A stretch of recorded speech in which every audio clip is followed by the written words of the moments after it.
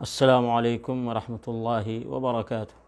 الحمد للہ رب العالمین والصلاة والسلام علی نبینا محمد وعلی آلہ واصحابہ اجمعین، اما بعد۔ معزز سامعین کرام، یہ سفر کا مہینہ ہے، اس کو سفر المظفر بھی کہا جاتا ہے۔ مسلمانوں کے اندر 3 قسم کے خیالات ہیں اس مہینے کے بارے میں۔ پہلا خیال یہ ہے کہ یہ مہینہ منحوس ہے، یعنی سفر کا مہینہ منحوس ہے، اسی لیے کوئی اچھا کام اس مہینے میں نہیں کرتے ہیں، کیونکہ اس کو نحوست والا مہینہ کہتے ہیں۔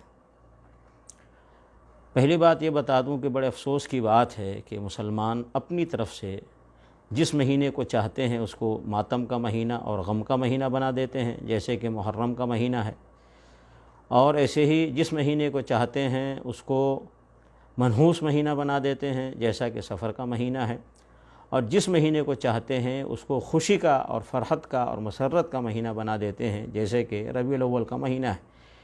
یہ اپنی طرف سے لوگ جس مہینے کو جو چاہتے ہیں، جیسا چاہتے ہیں بنا دیتے ہیں، حالانکہ یہ درست اور صحیح نہیں ہے۔ ہمیں یہ دیکھنا چاہیے کہ اللہ رب العزت نے اور محمد رسول اللہ صلی اللہ علیہ وسلم نے کسی بھی مہینے کے بارے میں یا کسی بھی دن کے بارے میں یا کسی بھی وقت کے بارے میں کیا بیان فرمایا ہے، اور وہی بات کہنی چاہیے جو اللہ اس کے رسول صلی اللہ علیہ وسلم نے بتلایا ہے۔ تو بہرکیف کچھ لوگ یہ سمجھتے ہیں کہ سفر کا مہینہ منحوس مہینہ ہے، یہ درست نہیں ہے۔ یہ زمانہ جاہلیت کا عقیدہ ہے اور زمانہ جاہلیت کا خیال ہے۔ اسلام کے آنے سے پہلے لوگ ایسا سمجھتے تھے کہ یہ مہینہ منحوس مہینہ ہے، یعنی سفر کا مہینہ۔ تو اس لیے اگر کوئی اس مہینے کو منحوس سمجھتا ہے تو اس کی یہ سمجھ درست نہیں ہے، صحیح نہیں ہے، بلکہ غلط ہے۔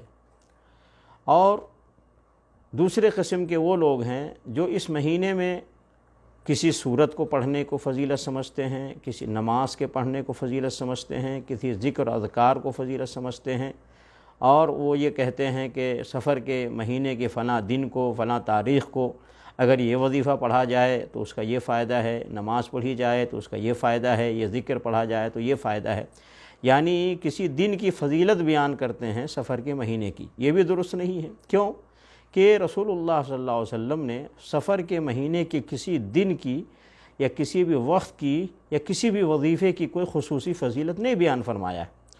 تو پھر دوسرے کون ہوتے ہیں جو کسی بھی چیز کی فضیلت بیان کریں؟ فضیلت بیان کرنے میں بھی یہ دیکھنا ہوگا کہ کیا اللہ رب العالمین کی طرف سے کوئی فضیلت بیان کی گئی ہے، کیا محمد رسول اللہ صلی اللہ علیہ وسلم کی طرف سے کوئی فضیلت بیان کی گئی ہے۔ اگر بیان کیا گیا ہے تو ٹھیک ہے، ورنہ بیان کرنے کی ضرورت نہیں ہے۔ تو اگر کوئی سفر کے مہینے میں کوئی وظیفے کی فضیلت یا کوئی عبادت کی فضیلت بتاتا ہے یا کسی دن کی فضیلت بتاتا ہے تو یہ بھی درست اور صحیح نہیں ہے۔ اور تیسرا خیال اس مہینے کے بارے میں یہ ہے کہ یہ مہینہ نہ تو منحوس ہے اور نہ ہی اس میں کوئی عبادت کی کوئی خصوصی فضیلت ہے۔ تو اس طرح کا خیال رکھنے والے یہ صحیح ہیں۔ جو یہ کہتے ہیں کہ اس مہینے میں کوئی نحوست نہیں ہے، نہ یہ مہینہ منحوس ہے، وہ نبی علیہ الصلاۃ والسلام کی اس حدیث کو بیان کرتے ہیں جو بخاری اور مسلم میں یہ حدیث موجود ہے۔ نبی علیہ الصلاۃ والسلام نے فرمایا کہ لا سفر، کہ سفر منحوس نہیں ہے۔ جیسے زمانہ جاہلیت میں لوگ سفر کو منحوس سمجھتے تھے، تو نبی صلی اللہ علیہ وسلم نے فرمایا کہ سفر منحوس نہیں ہے۔ تو جو یہ سمجھتے ہیں کہ یہ مہینہ منحوس نہیں ہے، ان کا یہ سمجھنا درست ہے۔ کیوں کہ نبی علیہ الصلاۃ والسلام نے ہی واضح کر دیا ہے، جیسا کہ بخاری اور مسلم میں حدیث ہے۔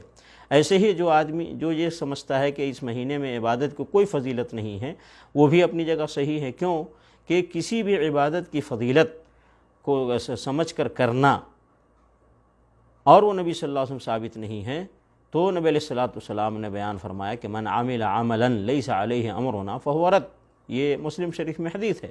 کسی نے کوئی ایسا عمل کیا کہ جس کا حکم نبی علیہ الصلاۃ والسلام نے نہیں دیا ہے تو وہ ریجیکٹ ہے۔